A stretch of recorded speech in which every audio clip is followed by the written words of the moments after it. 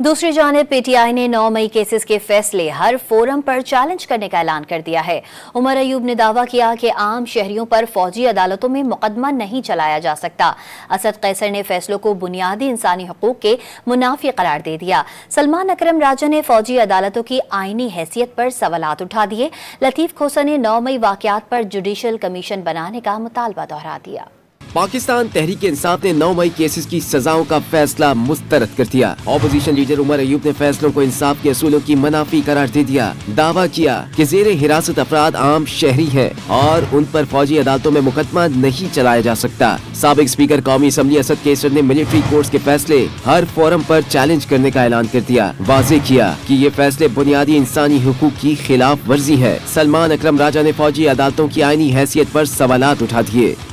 जहां military court बैठती है वहां एक हाजिर सर्विस अफसर जो है, जो कि मातहत एक मुलाजिम है मिनिस्ट्री ऑफ डिफेंस का, वो बैठता है वहां बतौर जज।